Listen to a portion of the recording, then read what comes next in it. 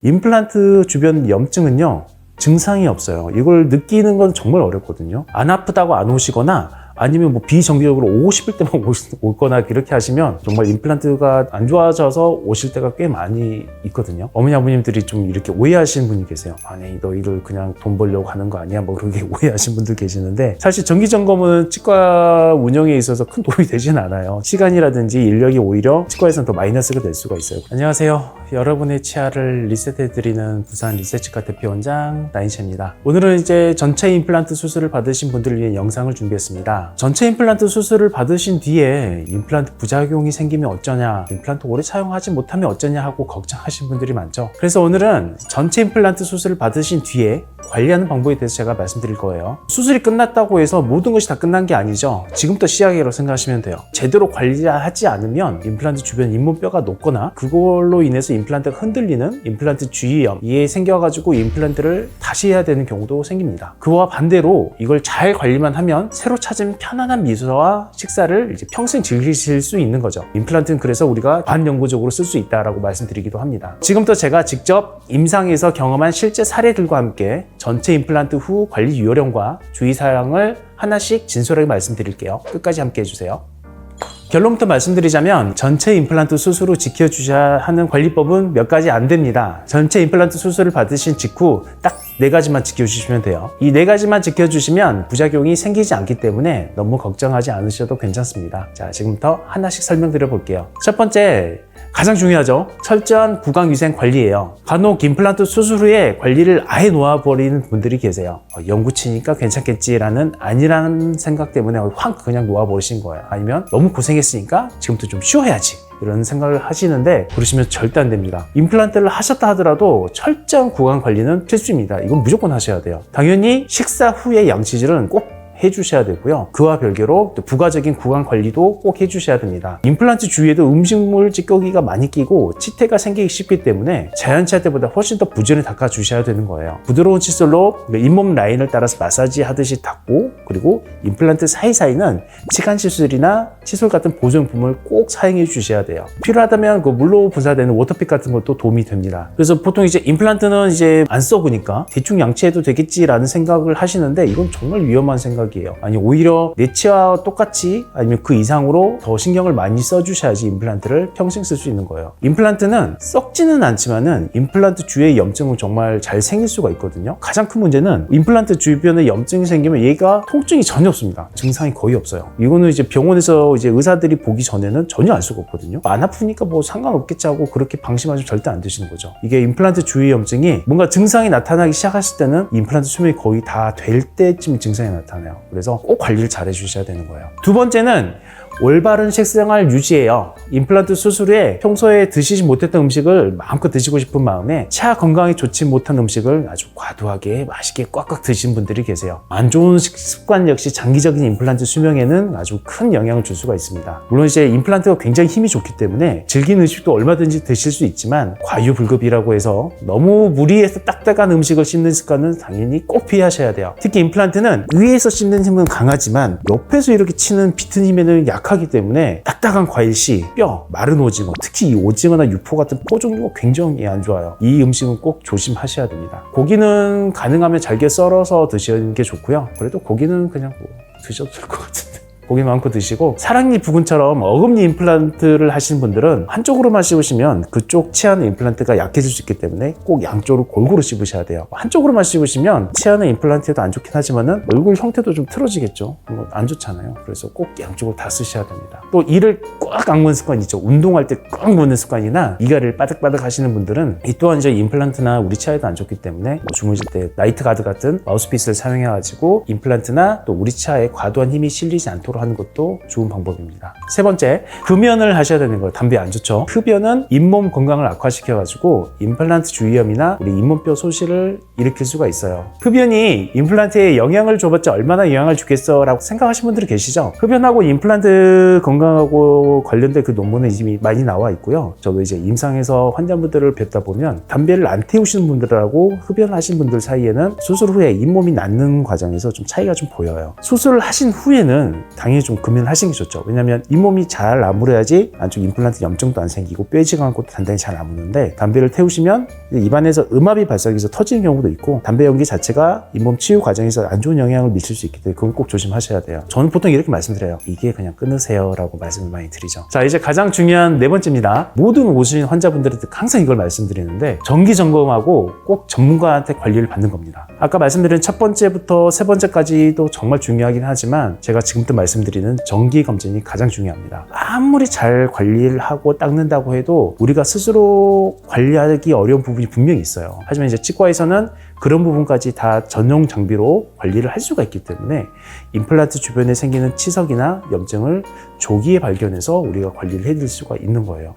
아까도 말씀드렸지만 임플란트 주변 염증은요, 증상이 없어요. 이걸 느끼는 건 정말 어렵거든요. 안 아프다고 안 오시거나 아니면 뭐 비정기적으로 오고 싶을 때만 오거나 이렇게 하시면 정말 임플란트가 안 좋아져서 오실 때가 꽤 많이 있거든요. 최소 6개월에 한 번, 가능하다면 3, 4개월 한 번씩 치과에 꼭 내원하셔서 점검도 받으시고 청소도 받으시고, 관리가 안 되는 부분이 있으면 어디가 관리가 안 되고 있는지, 왜 관리가 안 되고 있는지 이런 거를 꼭 보시는 게 좋습니다. 병원에 오시면 원장님이나 저 전문적 위생사 선생님들은 보면 이제 관리가 안 되는 부분은 왜 관리가 안 되고 어떻게 관리하면 좋은지를 알고 계시거든요. 그런 부분을 오시면 저희가 캐치를 하고 알려드릴 수가 있기 때문에 꼭 내원하셔서 검진을 받으시는 게 좋습니다. 저희도 그 환자분들께 정기 검진 시기가 되면 전화를 드리거나 문자를 꼭 한 번씩 드리고 있는데요. 혹시라도 임플란트 수술 후 정기 검진 전화를 받으셨다면 그냥 넘기시지 마시고 꼭 내원해 주세요. 만약에 못 오실 것 같으면 언제 가겠다고 연계를 해서라도 꼭 이게 예약 일정을 잡아 놓으셔야지 정기 점검을 주기적으로 받으실 수 있는 거예요. 그리고 검진하러 오실 때에는 임플란트가 뼈에 잘 붙어 있는지 엑스레이를 확인을 할 거고, 잇몸에 염증이 없는지도 또 다 살펴볼 거예요. 그리고 필요하면 임플란트 주변을 전문 기구로 깨끗이 청소하거나 염증이 있으면 염증 치료도 하니까 꼭 내원하셔야 되고요. 또 임플란트 보철물 나사가 살짝 느슨해지는 경우가 있어요. 느슨해지면 흔들린 게 생기거든요. 느슨해져서 흔들리는 건 또 통증 없이 흔들리는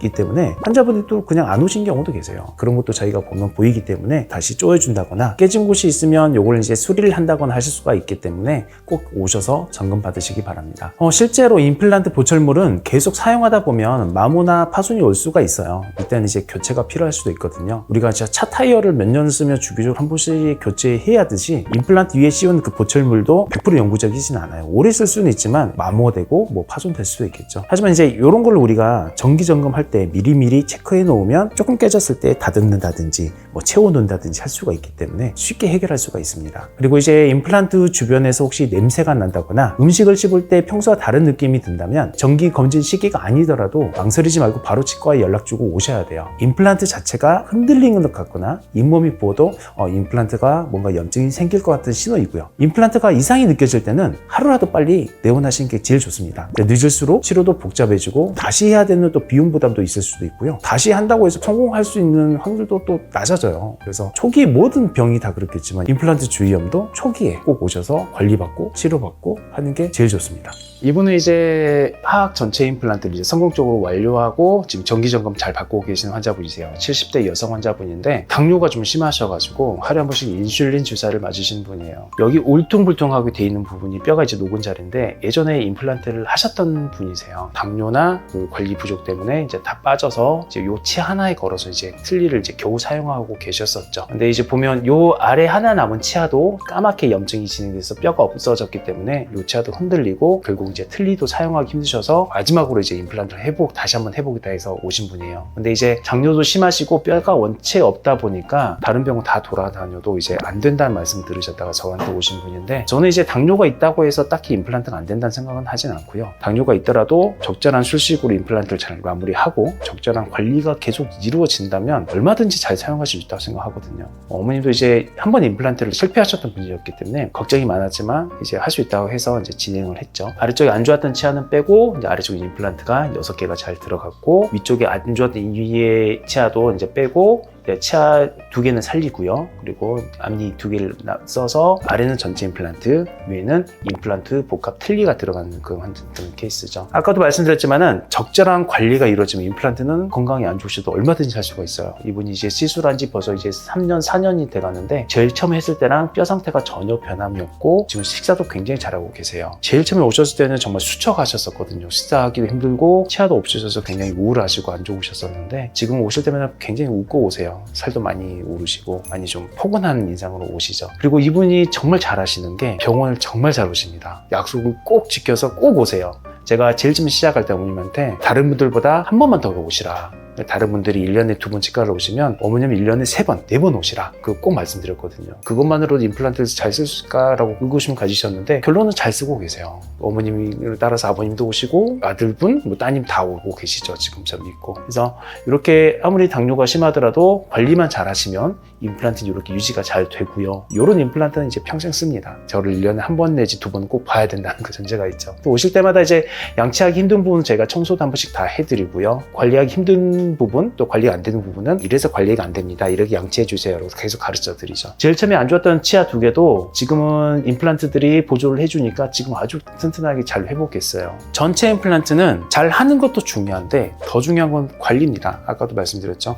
정기적인 관리. 임플란트는 문제가 생겨도 증상이 없기 때문에 괜찮겠지라고 생각하시면 안 되고 증상이 없더라도 꼭 한 번씩 이렇게 이 어머님처럼 1년에 한 2번, 3번 정도 오시면 이렇게 큰 무리 없이 영구적으로 쓸 수 있습니다. 제일 중요한 건 관리다. 꼭 우리가 명심해 주시기 바랍니다.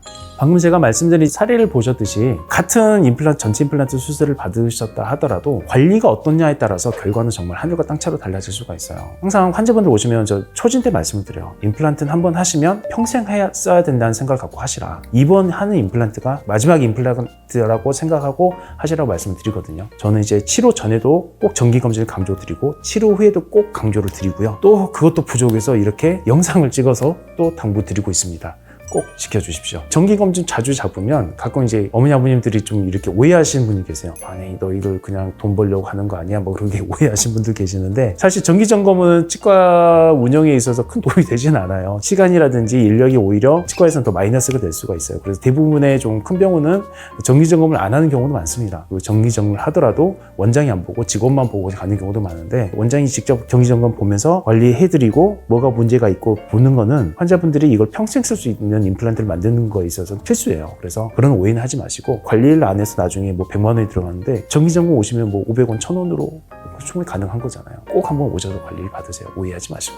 자, 지금까지 이제 전체 임플란트 후에 관리 방법에 대해서 제가 말씀을 드렸어요. 끝으로 제 치과 치료 철학과 이 영상을 만든 이유를 말씀드리면서 이제 마무리를 할게요. 저는 이제 치과 의사로서 임플란트는 평생에 한 번 있는 이벤트라고 생각합니다. 한 번 하면 평생 써야 되고요. 다시는 하면 안 되죠. 저는 임플란트 수술을 단순히 인공치아를 심는 작업이 아니라 환자분 한 분 한 분의 삶의 질을 되찾아드리는 일이라고 여기면서 저 최선과 정성을 다하고 있어요. 그러한 변화가 꾸준히 지속되도록 돕는 것까지가 저희 치과의 책임이라고 믿습니다. 저희 부산 리셋치과는 수술 후 사후 관리까지 환자분의 곁을 지키며 마치 가족을 보살피는 마음으로 끝까지 함께 할 것을 약속드릴게요. 이 영상을 보시는 50대부터 70대 어머니, 아버님 여러분, 그리고 자녀분들께 꼭 부탁드립니다. 임플란트 치료 완성은 꾸준한 관리와 정기 점검으로 이루어진다는 점을 항상 명심해 주세요. 지금 혹시 임플란트 수술을 받고 회복 중이시거나 이미 수술을 받은 지 좀 되었는데도 치과 검진을 미루고 계신다면 바로 오늘 치과를 방문해 보신 건 어떨까요? 언제든지 환영합니다. 제가 직접 상태를 꼼꼼히 살펴봐 드리도록 할게요. 작은 이상이라도 초기에 발견하면 간단히 해결할 수 있지만 늦으면 큰 수술이 다시 필요할 수가 있습니다. 영상 봐주셔서 정말 감사하고요. 지금까지 부산 리셋치과 원장 나인치였습니다. 감사합니다.